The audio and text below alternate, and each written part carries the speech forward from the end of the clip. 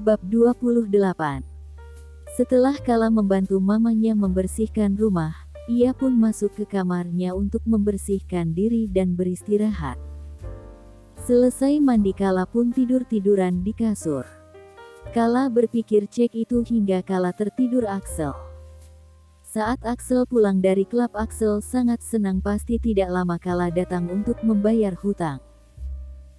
Rasanya Axel sangat lelah setelah pulang dari klub, tetapi entah mengapa Axel tidak bisa tidur. Axel sudah mencoba tidur tetapi tidak bisa sama sekali.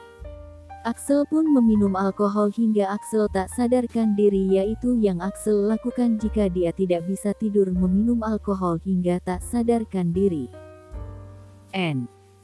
Binem dan Bijum saling bertatapan bingung. Dari pagi tadi hingga sore ini Axel tidak keluar dari kamarnya, bahkan tidak makan apapun dari semalam.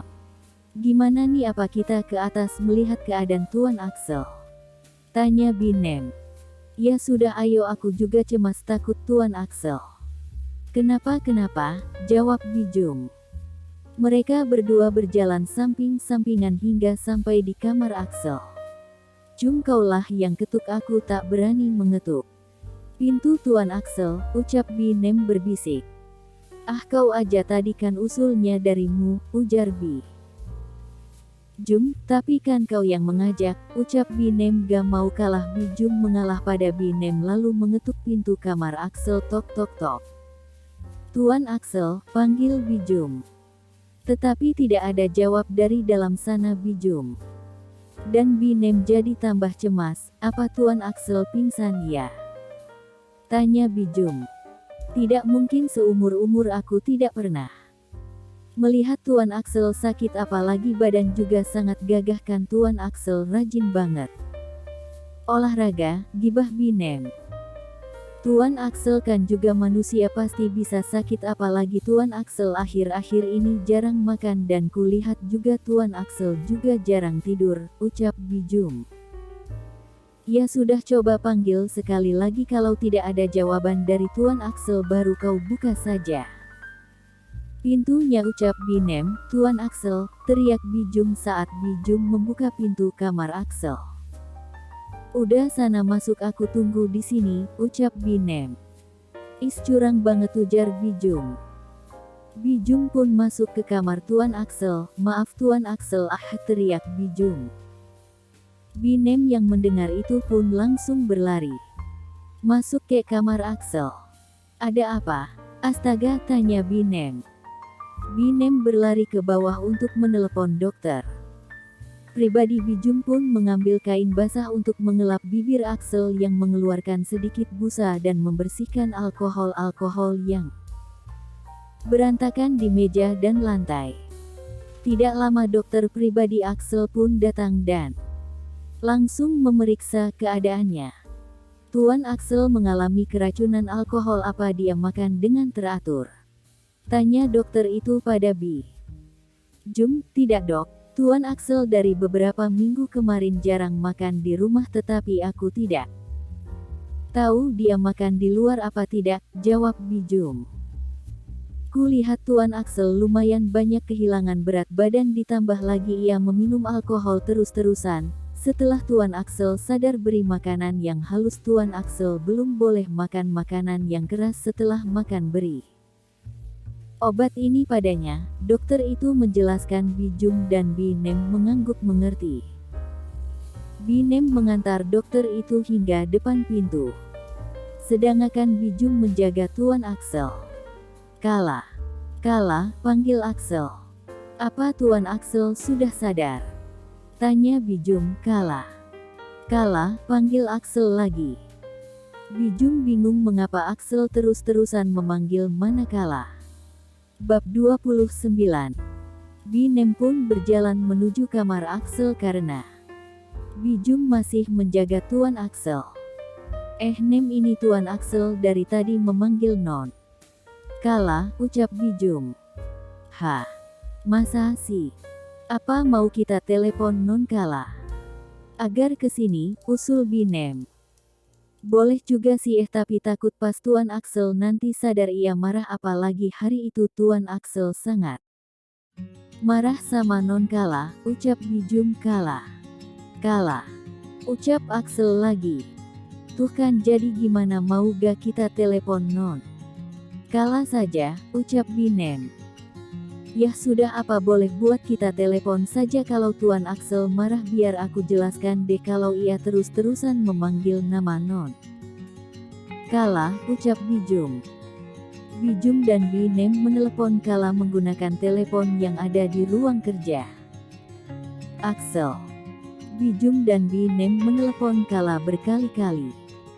Gimana nih tidak diangkat, ucap Binem. Coba sekali lagi kalau tidak diangkat ya. Sudah, ujar Bijum Kala. Kala yang masih tidur sangat pulas HP-nya yang berdering berkali-kali pun Kala tidak dengar. Ring-ring. Kala terbangun dan langsung mengangkat telepon itu tanpa melihat siapa yang meneleponnya. Halo, ujar Kala. Halo non Kala, akhirnya, ucap dari telepon itu. Hah? Ini siapa? Ucap Kala sadar dan melihat nomornya, tetapi nomornya tidak diketahui. Non, ini Binem, ucap Binem. Oh Binem, ada apa kok menelepon? Kala. Jadi gini non, Tuan sakit karena keracunan alkohol dah, ucap Binem terputus. Hah? Apa Axel keracunan? Tanya Kala. Terkejut menaikkan nada suara. Janon, jadi Tuan Axel terus-terusan memanggil nama non Kala, jadi Bibi cemas pada Tuan Axel, makanya Bibi menelepon non Kala bisa kesini kan, ucap Binem. Nanti aku pikirkan dulu ya Bi, kalau gitu aku matikan dulu teleponnya, ucapku. Tunggu non, Bibi mohon banget sama non Kala untuk datang ke sini, tetapi kalau non Kala tak sempat ya sudah tidak apa-apa non, ucap Bi Nem. Jadi nanti saya pikirkan dulu, ucap Kala lalu mematikan telepon itu. Bagaimana ini, apa aku kesana, tetapi apa aku dibutuhkan oleh Axel, batin Kala berbicara. Oke, karena aku juga mencemaskannya aku kesana sekarang, ucap Kala meyakinkan diri. Dan langsung bersiap-siap. Kala pun pamit sama mama dan langsung mencari taksi. Sesampainya di depan rumah Axel, aku jadi bimbang menemuinya atau tidak. Kala ingin pergi dari rumah Axel, tetapi ada yang menarik tangan Kala. Non Kala sudah datang kok, gak masuk, emang mau kemana non? Ucap Bijum menarik tangan Kala. Ah tidak kemana-mana kok Bi, ucap Kala. Ya sudah ayo masuk non, ucap Bijum. Membawaku masuk ke rumah Axel. Gimana keadaan Axel Bi? Tanya Kala. Tuan Axel belum sadar, sedari tadi non, balas Bi Jum. Axel kok bisa sakit Bi? Tanya Kala lagi. Karena Tuan Axel semenjak non Kala pergi, Tuan Axel jarang makan di rumah. Tuan juga tidak tidur dan terus-terusan meminum alkohol, kata dokter si Tuan Axel keracunan alkohol dan juga banyak kehilangan berat badan, Bijum menjelaskan pada Kala. Semenjak Kala pergi, berarti Axel sakit karena aku yang membuat ia sakit hingga tak sadarkan diri. Kala pun langsung menuju ke kamar Axel, melihat keadaannya Kala pun duduk di samping ranjang Axel sambil memegang tangan Axel. Axel, mengapa kau seperti ini? Tanya Kala. Kala. Kaloa. Ucap Axel.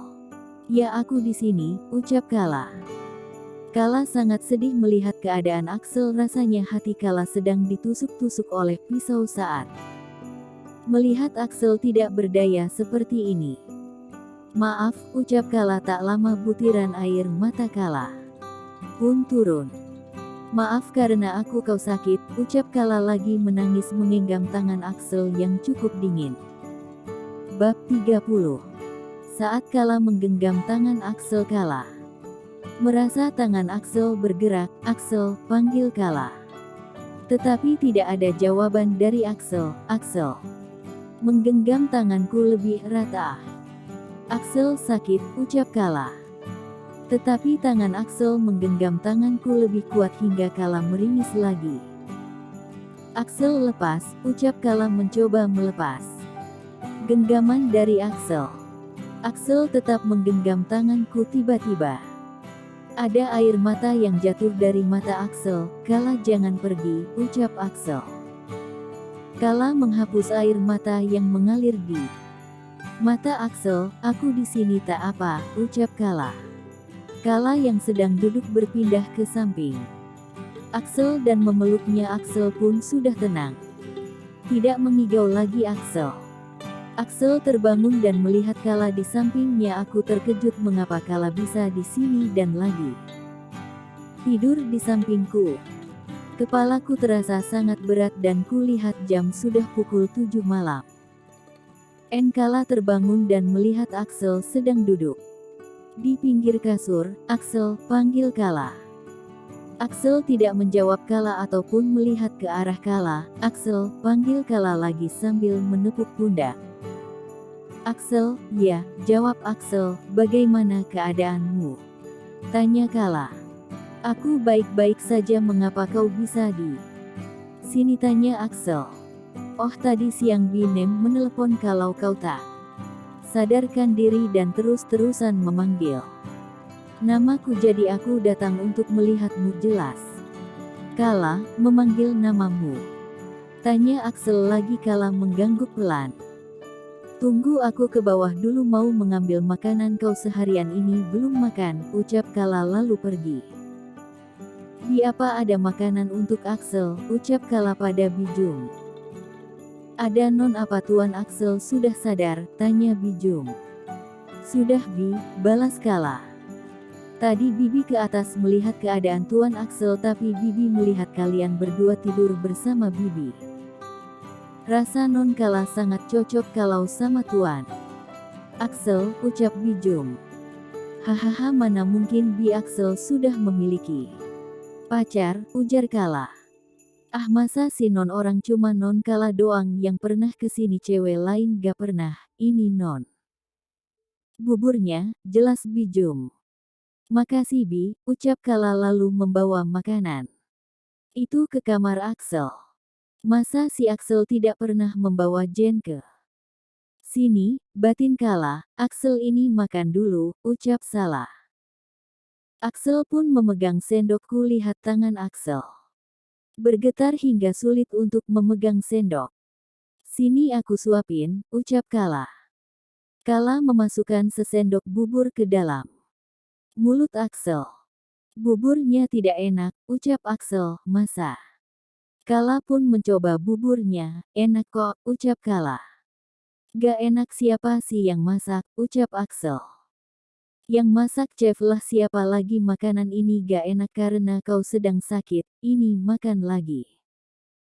Cepat, paksa Kala. Gak mau, kau saja yang makan. Aku ingin makan sup, alasan Axel. Udahlah, makan ini saja cepat, nanti keburu dingin, ujar Kala. Tidak, aku mau sup. Gimana kalau kau saja yang masak sup untukku, ucap Axel. Oke, tapi janji ya makan hingga habis, kalau tidak ku masukkan sup itu dalam mulutmu, ucap Kala. Janji, ucap Axel. Dasar udah sakit banyak maunya lagi, dasar bayi besar, celetuk Kala. Apa? Tanya Axel. Tidak apa-apa, tunggu sebentar ya Tuan, ucap Kala. Kala menggerutu dari kamar Axel hingga dapur. Bahkan Bijum dan Binem heran melihatku.